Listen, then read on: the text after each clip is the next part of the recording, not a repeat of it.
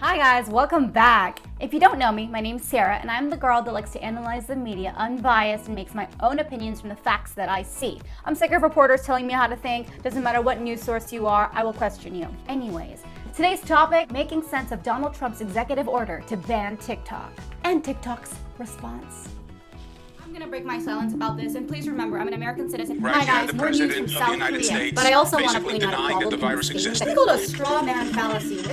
I was like, when I saw this tweet, a lot of you are probably not gonna like what I have to say, right? But it ain't gonna stop me. So just like my other videos, before I go into footage that I want to show you, I want to give you the top 3 things I learned before we even go into it. Because I know some of you guys don't have time, you don't want to watch a long YouTube video. Number 1, and I've seen this time and time again, if you guys anything as a public threat, you can do any executive order. It's just like the Patriot Act, reaching into our privacy during wartime. Saying that TikTok is a public threat gives all reign to the president to sign this executive order because it's a public threat. Number 2, what I've come to understand is that people don't really understand the TikTok community. They think it's just like a dancing and singing app. They also think that the demographic of users are mostly very young in Generation Z. Since the pandemic, millennials, Gen X, and boomers have been all over the app, such as me. I'm a millennial and I joined TikTok in the middle of the pandemic. And right now I have around 60-something thousand followers. Most of you guys that are actually subscribed to me are from TikTok. Thank you. And also the content that's on TikTok is not just dancing, singing, and jokes. There are a lot of political issues that are talked about, a lot of social justice issues, racism issues. Hi, I'm gonna confront this, and I'm gonna confront this knowing that a lot of people are not gonna agree with me,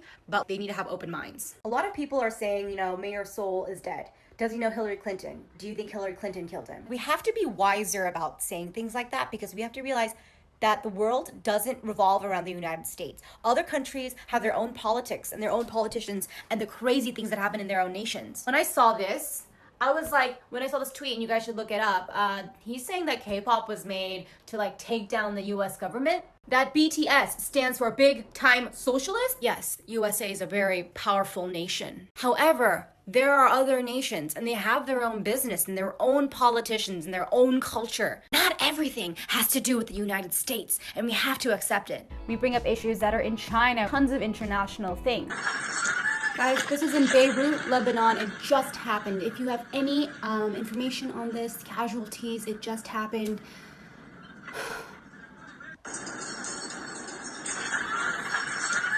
Pray for those.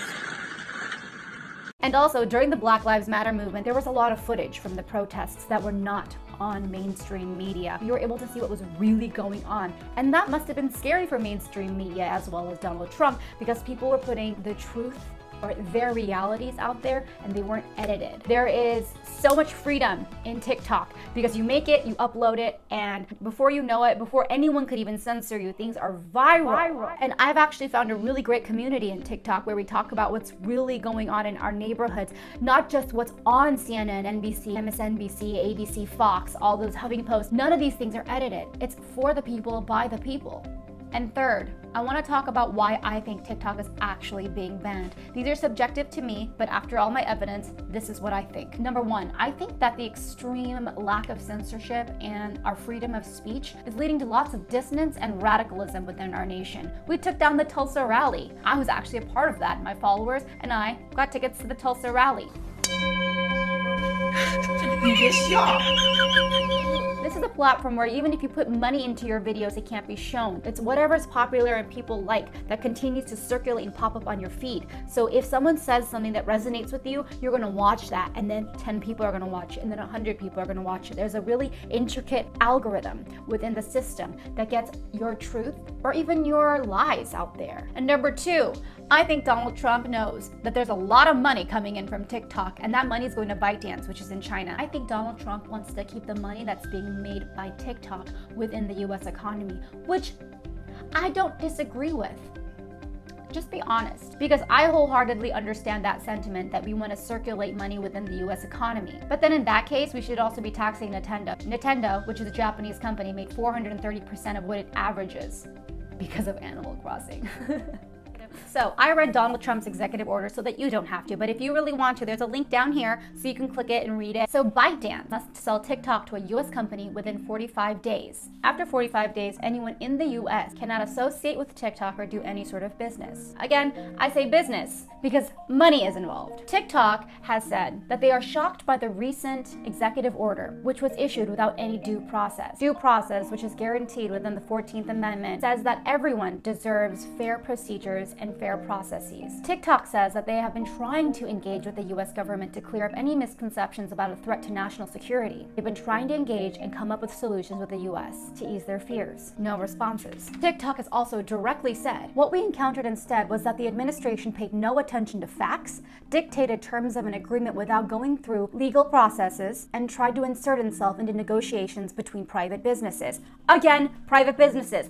This is all rooted in money. TikTok also says user data is not shared with the Chinese government. US data is stored on US servers on US soil. They will pursue any remedies to the US, if not by the administration, through the US courts. So that was my little summary on the executive order as well as TikTok's response.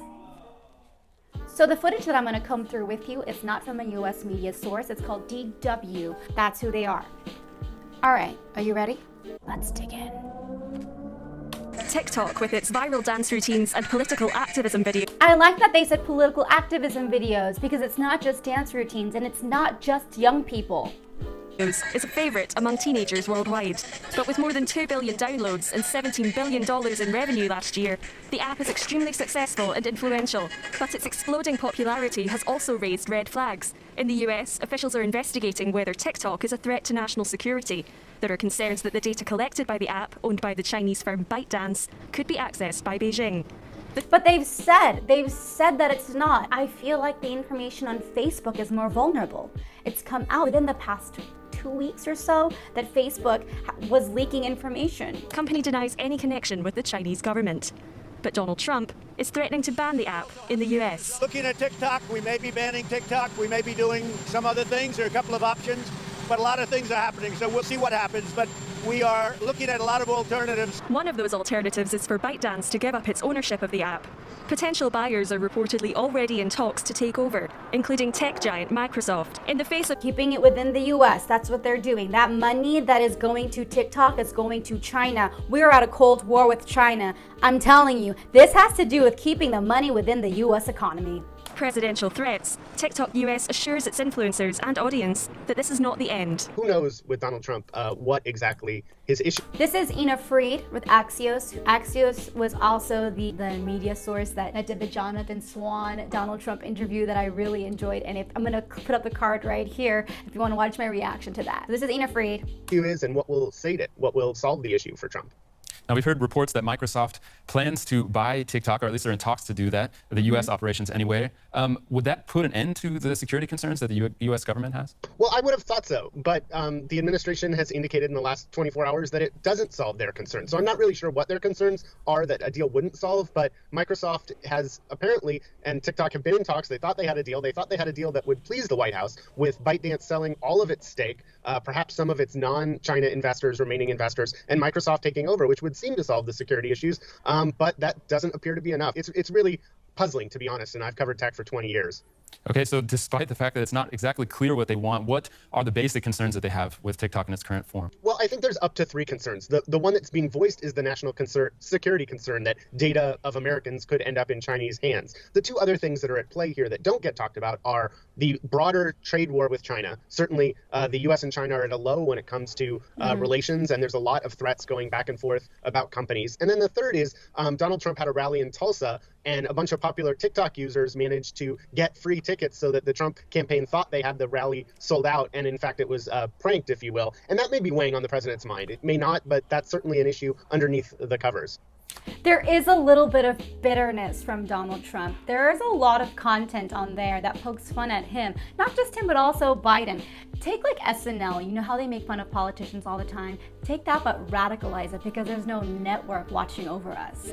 Now, it's clear that this is still speculation at this point, but what would that mean for users of the app? And there's millions of them. If it was banned, would it just disappear from their phones? Like, what would that look like? Well, it's really interesting. I mean, in theory, the administration could use emergency economic powers to stop the app from being legally distributed. So probably, at a minimum, would stop new people from downloading it. It's not clear whether they would force it also off the air, if you will. And then you might see users turn to VPNs, because it would still be in lots of other countries.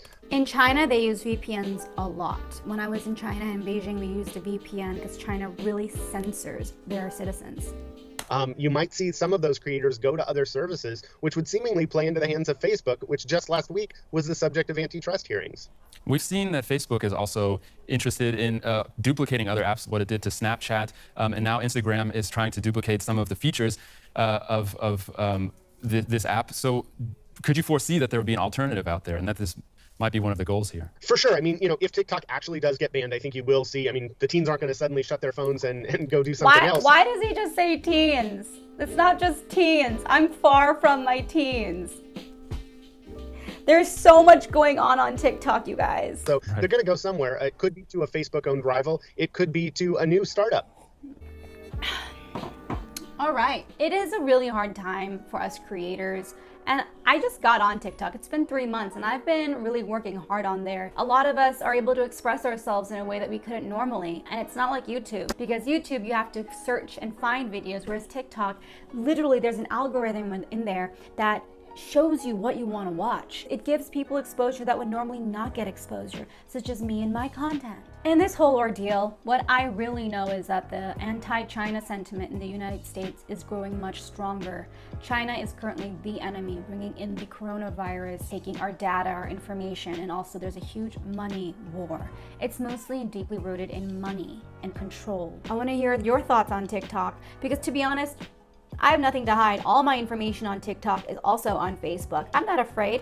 What? My TikToks are all public. You can use them. I hope you got some great information, and if you have any questions, feel free to ask me. I'm open for dialogue. Anyways, thank you for watching. Mwah.